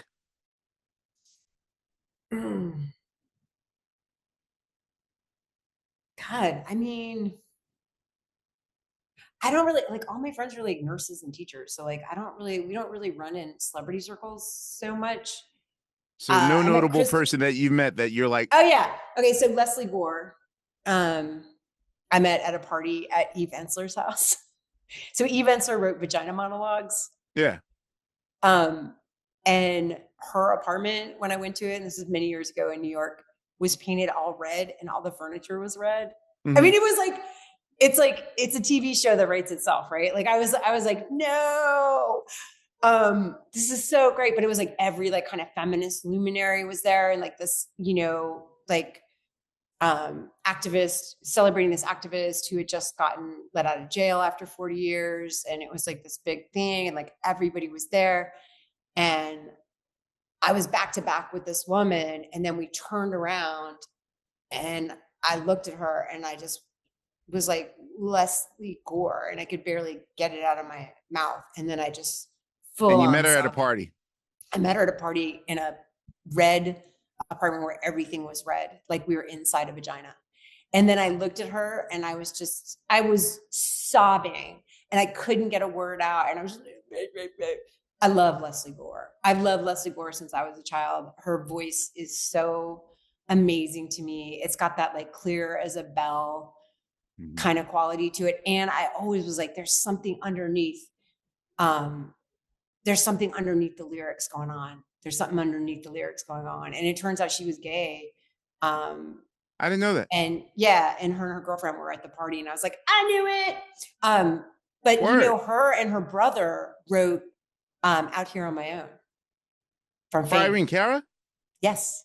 And I No. sang that at my I went on stage at a high school dance in 7th grade with this girl, Jeannie Staver, and this other girl.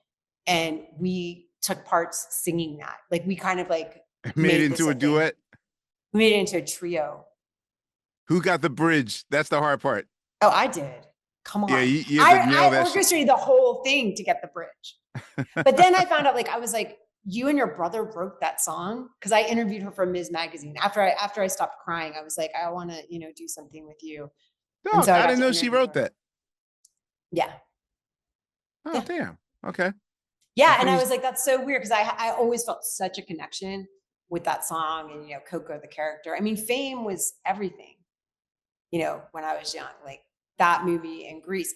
I was always like, when Beyonce first came on the scene, I was like, they have to do a hip hop Grease remake with Beyonce because she'd be so good as Sandy, but it well never they happened. And well they no, they kind of almost did. They remade a hip hop version of Carmen. yeah, But And Grease the movie with modern stars. I thought you were going to tell me that you were a Grease 2 person, not a Grease 1 person. Okay, I do like that one Nah, song. I don't believe y'all. I don't believe y'all for a second. Rider. I want a cool rider. It's got one good song. It's terrible. It's terrible. Okay, I'm glad you're saying that. It's terrible. Grease 2 people will argue me in the ground that they liked Grease 2 better than Grease 1. Oh, that's a lie. That's a lie. That's just like they're just lying to. They're contrarians. They're contrarians. That's I liked your first album better, or I like the demo better than. Okay, that's what I thought you were. I'm always like that. Like I'm like, somebody was like, "Oh, well, Liz Phair and Exile and Guyville," and I was like, "Yeah, but when she was Girly Sounds and it was on a cassette, it was so much better." I call those. I was like, I remember meeting Liz Phair at a show, at a Babes in Toyland show, and she told me she was writing a response to the Rolling Stones' Exile on Main Street, which is one of my favorite Stones albums. Right.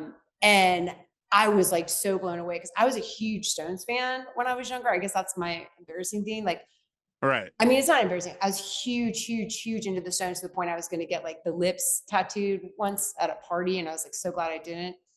And then when I kind of like started learning about feminism and I was like, ooh, under my thumb, brown sugar. Ooh, you know what I mean? Like, I was like, there's a lot of sexism and racism going on in here. And I was like, this is not cool. And I literally took, and I mean, now, of course, as a record collector, I don't even want to tell you this, but I had like, Japanese pressings and like I had a stack this big of all this Stone stuff. I went down to the record store and I set it on the desk and I just was like, have it. And you gave them back? No, they were from all over the place. I was like, I can't have this in my house. Like it was contraband. Like, what is wrong with me? Like, because you think that someone's going to go through your record collection and judge you? No, it was because like I couldn't physically have it in my house because it made me so disgusted that I loved it so much. And then I was like so disappointed. And then you realized. Okay. And I realized I was so sad and I was so upset. I couldn't look at it because it made me nuts. And so I just like dropped it on. I lived above a record store. So I dropped it in the record store and just gave that to them as a present to sell. And was just like, I don't even want any money for it. But like now I can see gray area. Yeah, I was like, even the most righteous person, I think 5% of their record collection. Oh yeah, is allowed a problematic fave, as long as it's not. There are some stuff that I just can't because I can't because it's like I physically feel ill. But it's like exactly. I mean, I love music too much that it's not all of a sudden going to make me do something horrible if I listen to it. You know what I mean? Like you got to be. But you're aware of it now. But I thought you threw that away. I was like, no, don't ever throw. Oh no, I would never throw vinyl away. God. Whew. Okay, what is your secret talent? I mean, I can put my whole fist in my mouth. Okay, that's a secret talent. I mean, small hands. Or not. I'm going to ask you, and this is subjective. Is the grass greener on the other side? No. Are you insatiable?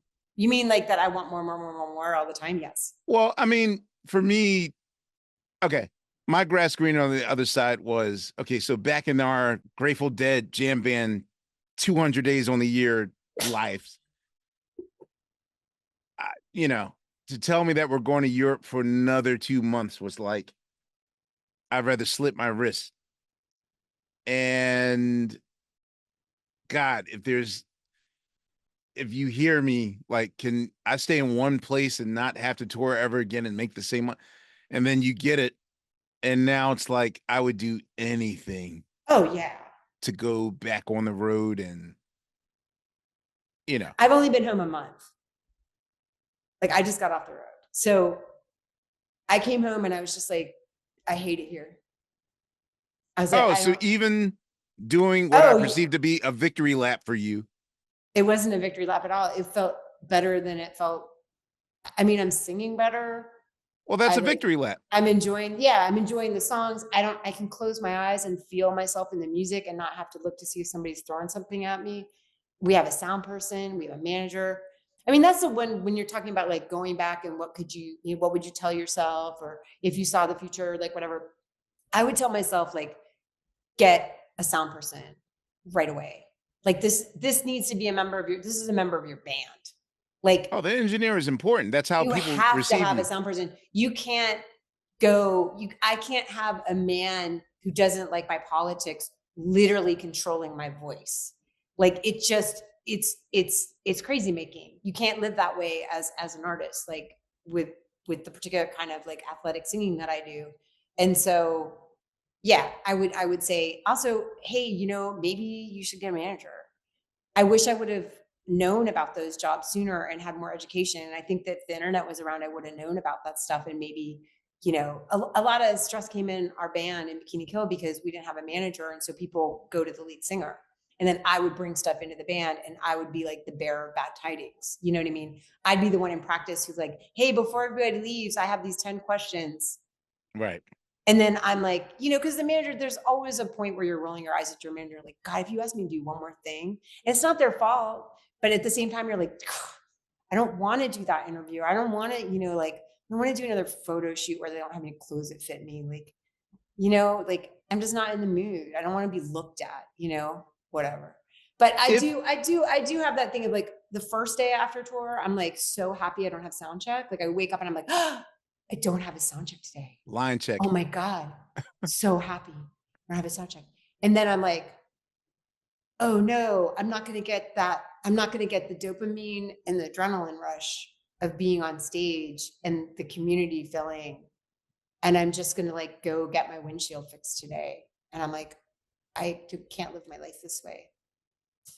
But now I'm like settling in and I'm like, I have 10 other projects that I have to get to work on. And so I'm really busy. So this is one area that I see a lot of my peers failing spectacularly in, which is if you're known as a rebel and you've been here long enough, walking a path, the path that you made. What happens once there's no more struggle? Like, do you feel comfortable if it's just you and the songs now? Like, if there's not something to rebel or fight against? I think what's problematic right now, especially politically with a lot of my peers that are my age, that you would hope kind of step to the plate or at least live up to the idea of what I thought they were when I was listening to them at 18 or 19. But I realized that, oh, well, none of them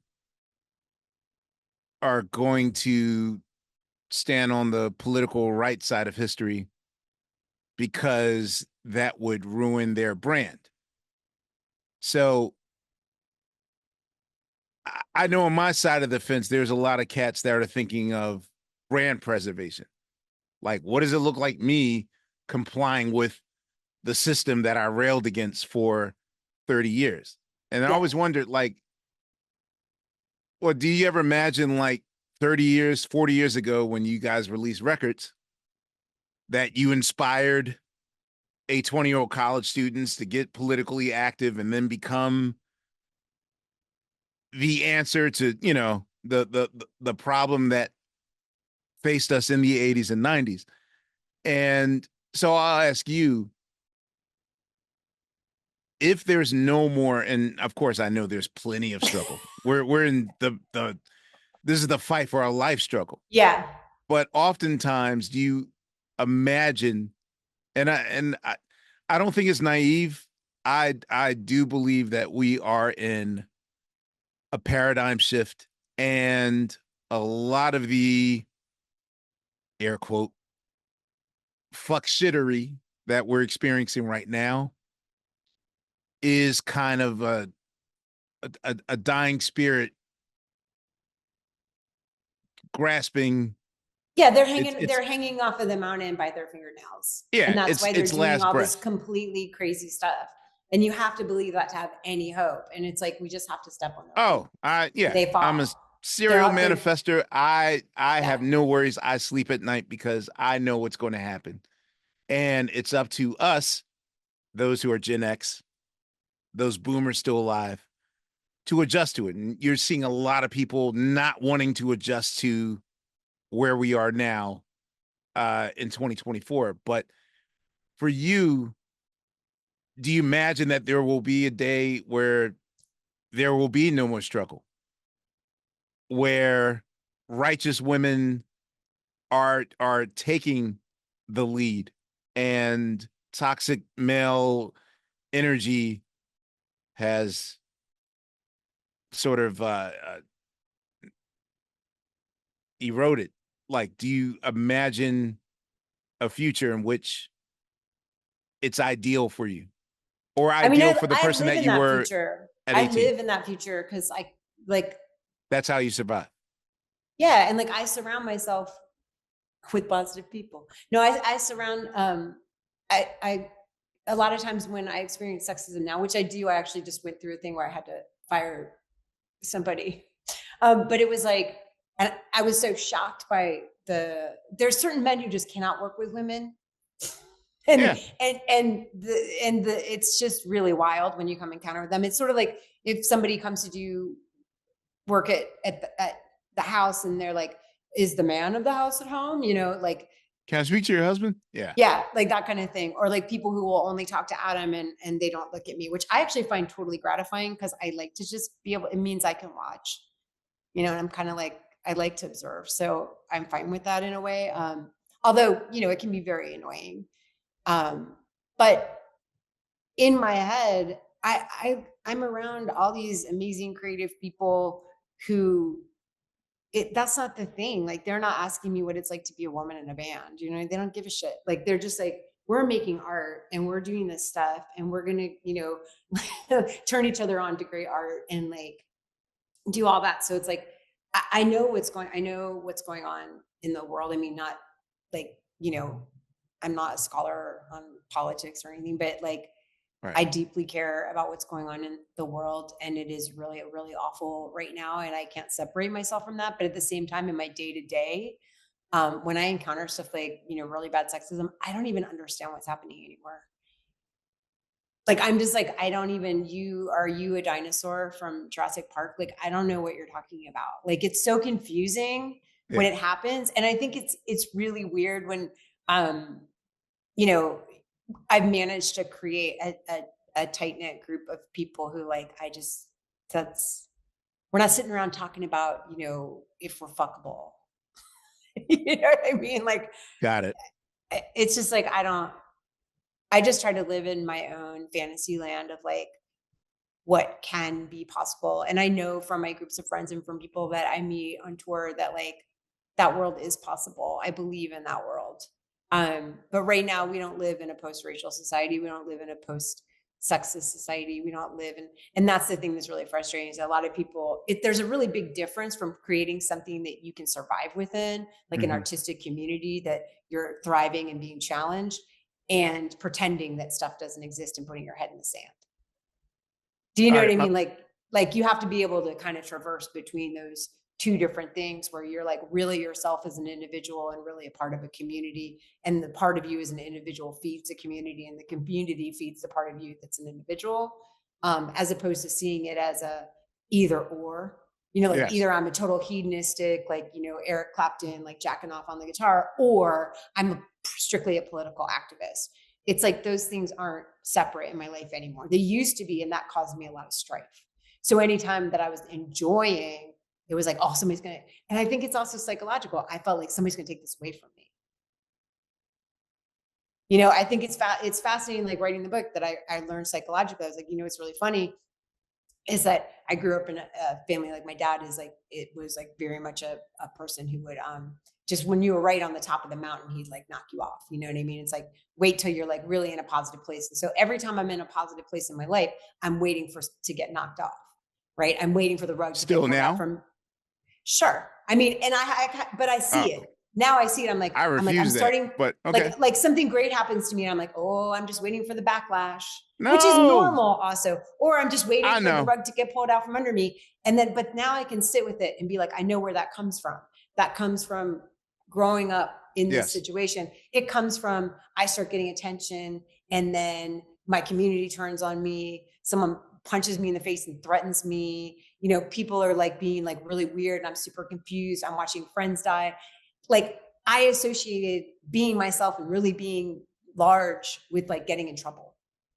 Got And it. now I'm able to just do that and be like, you know what? I can't control other people's behavior. If I'm going to, you know, really be putting out my art the way I want to and be doing the things and saying the things that I want to, and people are going to come after me, so be it.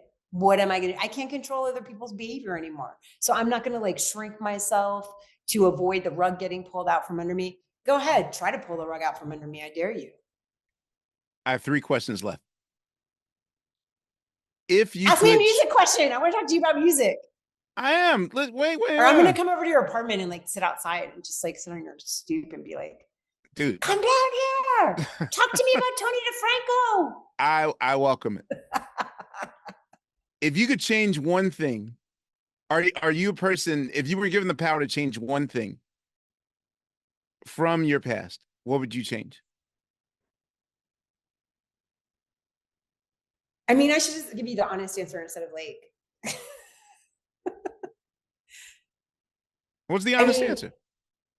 See, if I think about it, it's going to be something really deep. But the first thing that comes to mind is I would have taken more time recording the Bikini Kill records, the first 2 Bikini Kill records, because the idea was like go in and play like it's a live show and don't put stuff on your voice because that's like putting pantyhose over your hairy legs or something. You know what I mean?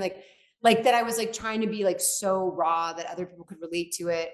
Right. And it's not that I still don't keep like mistakes when they're cool in stuff that I put out, but it's like, I wish we would have taken a little more time, because performing those songs live and then knowing what they sound like on record, like I can't even listen to them because they're just recorded so poorly, especially this one record that was recorded on 4-track on a tape that somebody else had used, so you could hear the other band in the background. The other band, that's so real to me, man. And like literally we spent $17 recording this record. It was a split record with Huggy Bear, and their side sounds fantastic and our side sounds like shit. And like, if I could go back and redo those, because there's all these great songs, this song Jigsaw Youth I really love performing live, and there's not a great recorded version of it. And so like, I don't want to go back in the studio and record it now. That's weird. I can't like, you know, change history. And those records sound the way they sound because of the time and because of, you know, we didn't have any money and whatever. But I didn't understand yet that the recording process was a different art than live. I was all about the live show to the point of like, let's capture the live show, like a snapshot, like, you know, Henry Brisson, like on the street, like taking snapshots of people. Like I was trying to like get a snapshot. But then when I learned about the art of recording and I got my first 4-track and then my first 8-track, I was like, oh, this is, you know, it's the difference between an essay and a play, or, you know, it's like it's a different thing. And I wasn't exploiting what I could do with those songs on the record. And so I would go back. I wish I had said something really smart about, oh, that was honest. Yeah, I accept that answer. That's something that bugs me, like, you know, once a week. Okay. 5 non-greatest hits, 5 non-box set, 5 non-live albums. Oh, I'm so bad at lists because I have like brain stuff. So I don't know if I can do it. Don't say that. Just say it. 5 albums that, see, I used to do the House on Fire. You can only say 5 records, but it can't be box set. It can't be live, and it can't be greatest hits. 5 albums that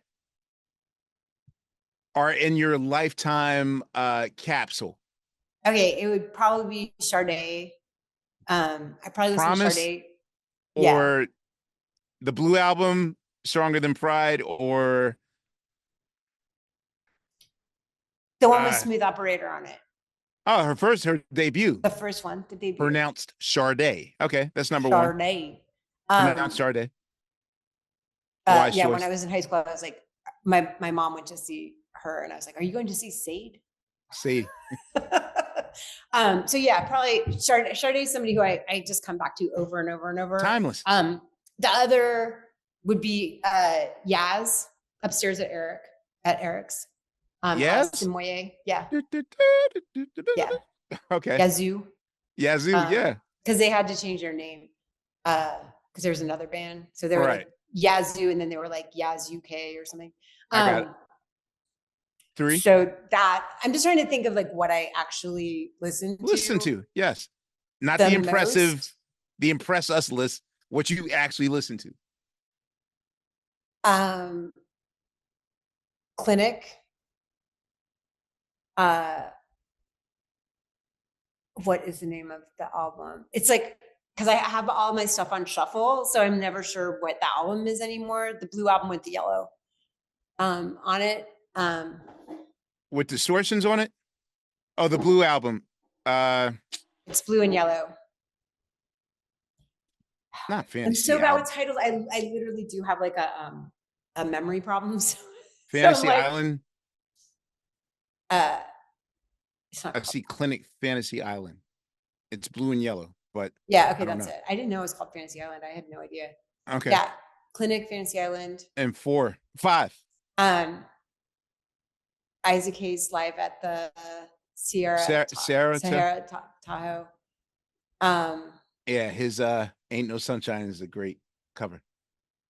Well, and the I think about the lead in to Use Me all the time. Yeah. Because it's that thing of where you're turning something that is supposedly really negative into something where he's like, if you're going to use me, then so be it. Right. And I think about all that time when I think about that in like the weirdest times of like when I get asked to be like the woman on the panel at the last minute. Right. And I'm getting paid like half of what the men are getting paid. And I'm like, if you are going to use me, so be it. As long as I get paid. No, that's a classic album. I like it. So we're at, where are we at? That was 5. Oh God, I could go on forever. But if I really was on a desert island, I would need Strawberry Shortcake live at the Big Apple Disco to keep me laughing. Do you have that one? You lovely weirdo, you. Have you heard it? I've not heard it. I have 2 copies. Strawberry Shortcake made a disco record? Live at the Big Apple Disco. There's a song called Strawberry Shortcake Rap on it. God. I take this album deadly serious. I saw a 13-year-old girl act it out in front of me when I was really high. And it was one of the best experiences, one of the best after show experiences I have ever had. And then I just started buying it. And every time I see it, I buy it. It's so good. Because like the story, she comes from like Strawberry Land to New York City, and it's her whole story. And then there's this one song where she's clearly on PCP on a roof. So I'm just saying. Dude, I didn't know her entire like catalog is on Spotify. Okay, great. I troll her on Instagram. That's the only thing I do on Instagram is I troll the Strawberry Shortcake account. Like they're like, it's like her and her berry friends. They're like riding a bike and they're like, we're riding into an empowered future for women. And I was like, just don't get pregnant in Texas, Strawberry. Nice. I'm an adult who's like trolling I love the idea of cartoon characters. Like we used to sample a lot of stuff from, I'm not going to say who it is, but from cartoons in one of my bands. And I was like, what are they going to do? Sue us? I would picture the cartoon character showing up in court. I'd be like, gonna have deputy dogs gonna show up and sue me. Oh, Muskie. Their cartoons are litigious. Okay. You married the person that started his career making fun of I knew this was coming. You married a person who started his career making fun of a cake. Anyway, last question. Of everything that you've achieved, like for you, what is the one thing that you're proudest to celebrate of what you've done with your life? I mean, today I'm pretty proud to know that like I had an effect on Rich and then Rich had an effect on you. Like I would have never in a million years guessed that. Like that I had any kind of effect on the Roots. Like when I came to New York, Adam, one of our most romantic dates that I'll remember for the rest of my life was when he took me to see you all in New York when I first moved there. And like, we were like, I mean, I was only 30, but we were like old people slow dancing in the back. And it was like, you all are so good live. Oh, And I thank was you. just like, it was the best show. And like to think that stuff I did had any kind of influence on you. And like I followed your career, like Summer of Soul is like a huge movie in my life. You probably didn't see it, but of course I wrote you like a huge gushing, DM, like just like, oh my God, like that footage is, I could Oh, watch that a million times. It's so great. And to see somebody who's like, I hate branding, I hate the phrase using your platform, I hate all that stuff. But to see somebody who's able to still be like so vital and creative within this like hustle till you die world, it's really inspirational. So I think inspiring you at all and having any kind of bit to do with your creativity is kind of those stories. That is that. And like, a girl who told me I helped her get through, her pastor sexually assaulting her, listening to, records that I was on and reading stuff that I said in interviews made her tell her parents, and her parents were really supportive. And then her parents came to the show with her and they all thanked me. That was a moment. wow. That's the best. Having a family, having a mom say, thank you for being there for my daughter. I was there for her as much as I could, but you were there in this one little spot that I couldn't reach. And I was like, a family. And this is this is like more modern times, like in the past few years. I never, when Bikini Kill first started, like crazy things happened. Like a woman who worked at a juvenile detention center got all the juvie girls to come to one of our shows for a field trip. Like those were the kooky things that happened that I was like, this is amazing. But nowadays to see a family supporting a child who has Yeah. experienced sexual assault is like really gratifying and makes me feel like the world can change and can keep changing for the better. Well, Kathleen, I thank you for this long overdue conversation. I want to do it where we just talk about records and talk about music. So I'm gonna start a podcast, and you're gonna be my first and guest. then I'll be your first guest. I promise. Okay. I promise.